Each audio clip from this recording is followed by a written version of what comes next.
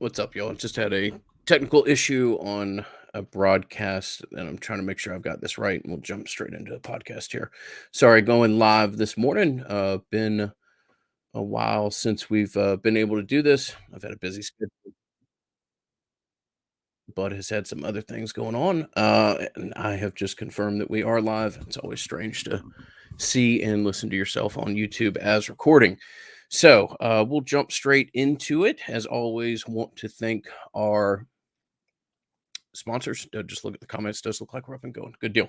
Want to thank our sponsors: Louisiana Hot Sauce, Tarpon Cellars, great people at Madison Social, Charlie Park in particular, but all of the For the Table properties and Congruity.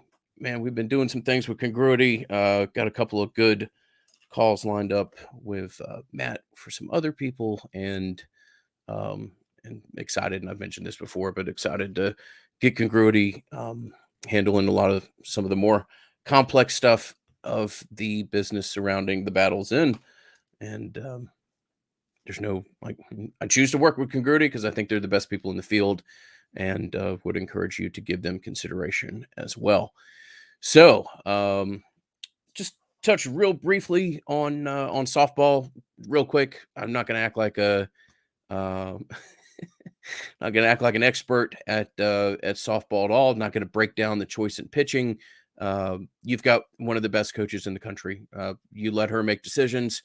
I wouldn't pay too much attention to like what people on Twitter who haven't followed softball all year and all of a sudden are experts on who should be the starting pitcher in the national championship game. Lonnie's, like I said, best in class. She can make the decisions. They're good enough for me. Uh, Kaylee Mudge, dude, that's the best catch. I mean, that and maybe Otis Nixon as a big Braves fan as a kid. There's certainly some King Griffey Jr. has some great catches and stuff, but I know it's all for naught. But the catch that Kaylee Mudge makes last night is one of the most impressive things that I've seen. So I have loved watching Team 40 play. Wish them the best of luck in games 2 and hopefully game 3 against Oklahoma. But just awesome to see, and want to give them credit for an incredible season. It's been fun to watch their postseason run, without a doubt. So, Bud will be with you, I think, in 2 or 3 days with his own solo podcast. It's going to be a recruiting focus show there. My conversations on recruiting are limited in the current role that I have with the Battles In, and honestly, Bud is probably the best person in the country to listen to when it comes to recruiting, and ever so fortunate to be able to fall back on his expertise. I haven't been able to talk to Bud a whole lot, but we did talk earlier in this week, and I don't know if this is a teaser or just something that caught my attention. A comment that he made about recruiting that I found very interesting. We'll be interested to hear more of what he has to say. Is that he's impressed by the people that Florida State aren't offering right now. So I think that's quite a testament as to some of the progress and success that's been made in that area. And like I said, I'll be interested to hear Bud's opinion on more of it. So this is going to be a little bit of a shorter episode. In general, if you guys have any questions, fire them away in the chat, and I'll do my best to get to them. But I did want to talk about the idea of conference realignment just real quickly. Interesting, no breaking news here or anything. Just want to tell you what's caught my attention over the past couple of weeks as I look at the landscape. Um, I know that there was not a report, a tweet put out by not Feldman. Oh man, I'm blanking. Sorry. The other another guy who's with Action Network, who longtime college football writer. Let me pull it up. But he basically said that AAU membership would not be a prereq for joining the Big Ten, and that's that doesn't necessarily come as a surprise to me. Um, but it might be informational for people if you're out there and you're of the belief that those two have always been tied at the hip. Certainly that's encouraging for Florida State. I also would point out, like, um, I wouldn't live and die like with every report or, oh my gosh, what was it a week ago that like Notre Dame or not Notre Dame, Miami and USF attained AAU membership, like, ergo, we're doomed. Like, it's not how this really plays out in this atmosphere, in this landscape. Um, Florida State's in as good a place as anybody in the country. Florida State has an incredible brand when it comes to athletics. And you've got, maybe one of the five most talented rosters in football right now. So things are going to be okay. You're going to have a really strong season this year, further cement yourself as, one of the elite 10 or 15 football playing schools out there. And whether it be the softball team, the women's soccer team, all the other things that you do in athletics, the historical run that the basketball team had gone on to when we just don't, pay attention the last two seasons. Your brand is your brand. Now, there's some things that you can't change. You can't edit, the media market you're in if you believe that to be an impactful thing. Its importance has waned over the last 10 or 15 years, in my opinion. Um, there's also some interesting limitations that I wanted to talk with y'all about, um, as far as like stadium naming rights and things like that. So if you're a longtime listener of the Nolecast in the year 2000, excuse me, the year 2020, um, we've been podcasting a long time, and we have not been podcasting since the year 2000. In the year 2020, I had a friendly wager with Bud that um, I'm going to extend to the full calendar year of 2025 just to protect my bet, that Doak Campbell Stadium would have some type of corporate naming rights. And I want to circle back to that issue, not because I think anything's on the horizon. This is not like a wink, wink, nod, nod. I have heard no information about that at all. But I was reading a couple of things and stumbled across an article, and I think it's called Athletic Director U, and it appears to be a publication geared toward athletic directors. And they were doing a full breakdown on what some of these naming rights are worth, and it was surprising to me. I think my mental, if you talk about like price points and negotiations or things like that, my price point was much more reflective of like University of Washington signed a deal in 2015 for $4.1 million a year. That's a pretty significant sum. Like as a point of reference, I think the Braves stadium here in Atlanta, and the Braves are, probably one of the five or six larger brands in professional American sports, maybe 10. I don't know. It doesn't matter. And it's the Battery, which is a retail complex surrounding it, is incredibly popular and has been very successful. And they play 81 games a year. Okay, that's a building that's used probably 140 times annually, whether it be baseball game, concerts, state championship games, etc. And the Braves are getting, I think, $24 million a year from Truist. So all of this leads to there's been a little bit of a depression, in my opinion, in this market. As an example, Kroger signed a deal with Kentucky, and that is one of the better deals out there. And I think that's at 1.85 million annually. So that's kind of more where I would anchor your expectations if something were to occur. Some of the limitations that do kind of caused me for concern as to how much Florida State would be able to reap for something like this is where it's located. I mean, Tallahassee is not a major market. I also point out that Doak Campbell Stadium is not built, for example, like the way that Baylor Stadium is, or UCF Stadium, or Louisville. You see the stadium when you drive by. I only bring that up because like hundreds of thousands of people get impressions on those naming rights every day by driving by the stadium. Um, Maybe Florida State could find someone that's willing to pay it $2.5 million a year, $3 million a year, something like that.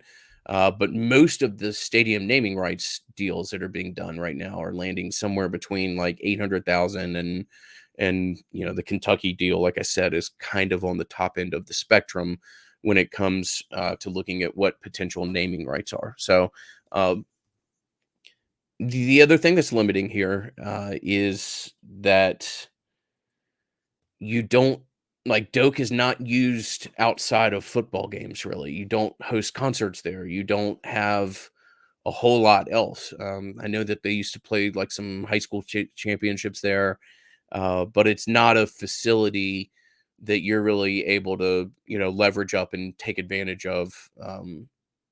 I don't know, more than 25 times a year. Maybe I'm wrong there. Maybe there's things that are going on that I'm not aware of, but that certainly does have an impact on, the signage that you're able to sell. It goes into everything. And so that is kind of an interesting um, idea that I'll throw out there, just something to look forward at and see if there's not, maybe there's a way to try to make more use out of that property and have it be more appealing to somebody that's interested in putting some type of corporate sponsorship on that. One other little thing that caught my note as I was reading that article, and look, this is just a data point in an article. It doesn't mean that it's applies for every institution or every fan base, but it said that major donors, and I think this defined major donors as people that give more than $2,500 a year. Major donors have significant less of an issue with corporate naming rights than, say, donors that give less than $999 a year. So, um, if Florida State were to ever do anything, or if some other college, I know we got a large Clemson fan base here, and I don't think you'll ever see be okay. A comment about a potential sponsor, evidently at the Miami Heat stadium, made me laugh. If you are a Clemson fan or something like that, I don't think you're going to see BMW Stadium at Memorial Field or something like that. But it is at least something that you can extrapolate, and maybe this gives you a little bit of a better idea as to some of the opportunities that are out there. And if I am correct in my bet that at some point there's corporate sponsorship on Doak Campbell Stadium, hopefully that market improves drastically over the next year and a half or something like that, and Florida State's able to sign some kind of benchmark deal that would provide a significant amount of revenue that right now the ACC TV contract is not otherwise providing. To circle back to the subject matter of conference realignment, and to an extent, I brought up that naming rights deal because of this, and just as a reference point to where when people are like, "Oh, I bet you can probably clobber together, 15 or $20 million out there to make up that revenue gap." No, no, you can't. I mean, there's not a whole lot of quote unquote chunk plays out there to try to make up a disparity like that. It's just simply not going to happen. Or at least a man with a limited perspective like myself doesn't see how it's going to happen. Um, we talked about the Big Ten. We talked about the Big Ten and AAU membership. Um, I will say, and I'm not speaking from the perspective of Florida State, I'm just speaking from what I believe of this conference and what's out there for it.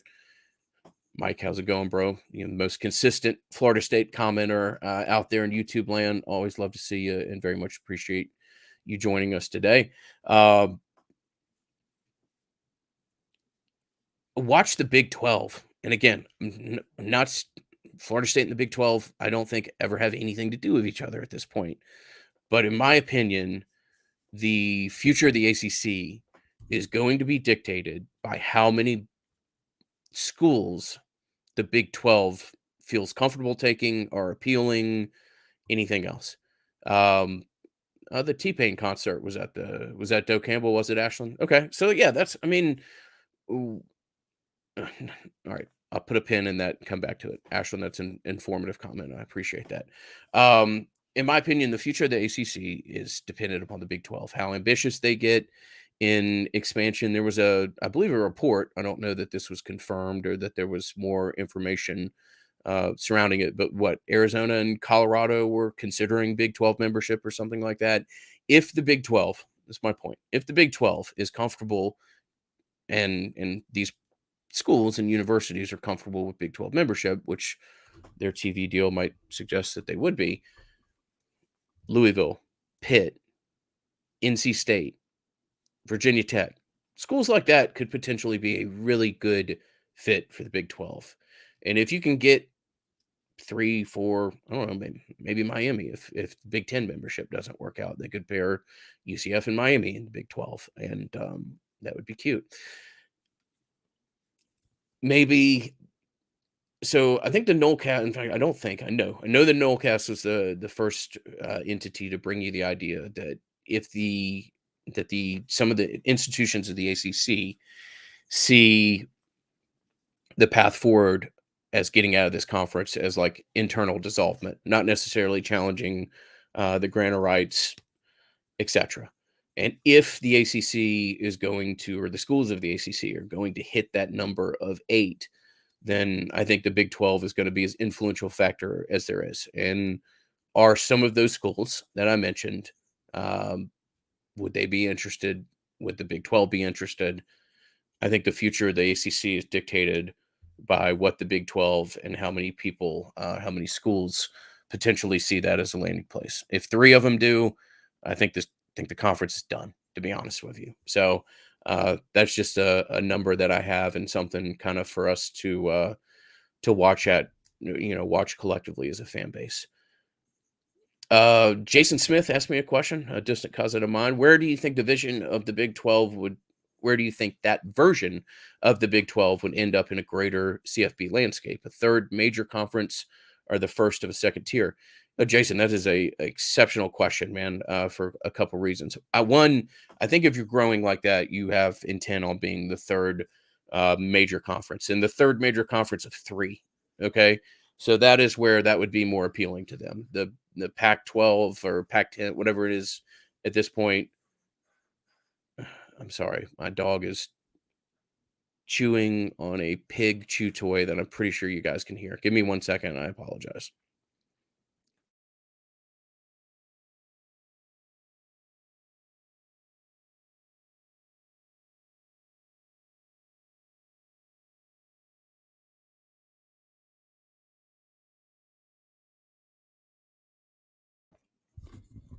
All right, that's embarrassing and unprofessional. And one of y'all asked if my dog Hambone had knocked out the internet earlier. No, he hadn't, but he has done all that he could to be as disruptive as possible. Um, okay, my damn dog totally lost my train of thought there. So Jason's question is what I was talking about. I think you make those moves. You potentially add some of the schools of the ACC. You potentially look at adding um, Colorado and Arizona if that's in play, because you think that you're going to be 3 of 3. And maybe it's just hypothetical. Maybe there's a carve out to where other major conferences have 3 schools enter the playoff or 4 schools. I'm just choosing a minimum number, and you as the third has that number -1 or that number -2 or something like that. I don't think the Big 12 is ever going to try to look, and this is assuming that the Big 12 adds schools and the Big 12 asserts itself as the third of 3 power conferences. I don't think they're ever going to try to look the SEC or the Big 10 in the eye and tell them that they're equal. But I do think that they would, have a proverbial seat at the table. So let me pull up another question that I had that I wanted to answer real quickly. A couple other comments about non-football related events. They had some Top Golf stuff. Ashland said that the T-Pain concert was from 2018. Okay, yeah. So I'm sure there's been more there since then. But I'm kind of surprised. Kind of surprised. Not many things went right during the Willie Taggart era, but the spring game was pretty damn impressive. And there were still, I don't know, 35, 40,000 people in the stadium for that salt and pepper and, various act of popular bands of the early 90s or whatever. I would think that, maybe Doak can be made into an arena or a situation that could be used more frequently. I also acknowledge that, like, I didn't just come up with this idea. People have had it out there. There's probably a reason if Doak isn't, otherwise being used more frequently. And I'll try to ask around and, have a more educated conversation as a follow up for y'all on a future episode. So Gregory asks or doesn't ask as much as just comments on what Notre Dame's doing, says they're not coming no matter what, coming to the ACC. No, I mean, they've flat out told you they're not coming to the ACC. Um, I do think that if this plays out, that Notre Dame joins a conference. And I think they may have to. It's just something to keep an eye on. I don't think they're going to be able to maintain independent nature and or status.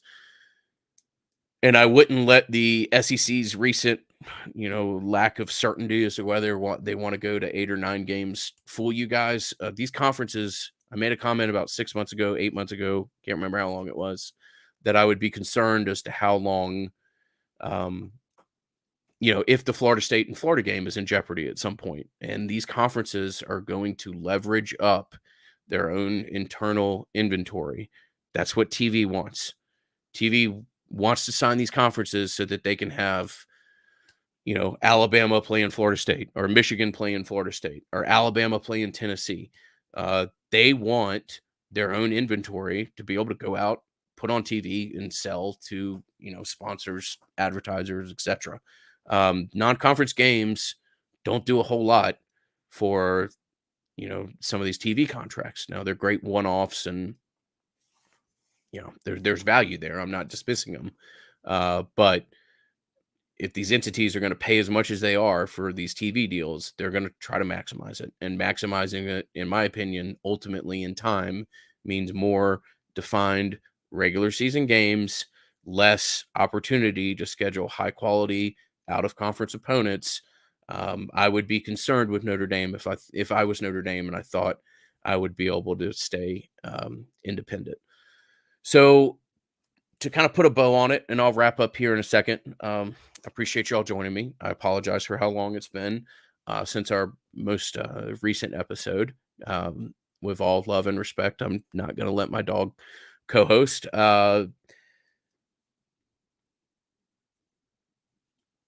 Florida State's in a great place. I believe that Florida State wants to make itself as appealing to the Big Ten as possible.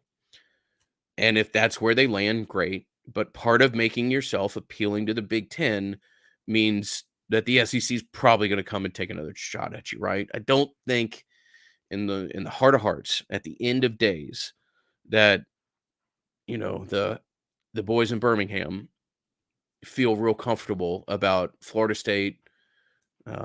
Maybe it's Clemson, maybe it's Miami, maybe it's Georgia Tech, UNC, UVA, whatever. Florida State's, in this example, and certainly Clemson would apply as well, doesn't need to have, SEC tradition, SEC building as far as the stadium, other facilities are coming up to speed when you're talking from a perspective of Florida State, and SEC/Big Ten money. All those things and the ability to recruit the Deep South is not a great proposition for the SEC, in my opinion. And I believe that, probably the best way to get an invite from the SEC is to make yourself as appealing as possible to everyone else out there. So just something to keep an eye on.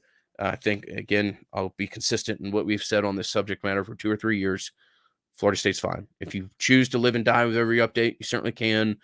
If you want to get yourself concerned about, who found what academic status where, again, that's your prerogative. But this thing is not a stop. This thing is like an egg timer. It's not a stopwatch. You just got to sit there and watch it play out.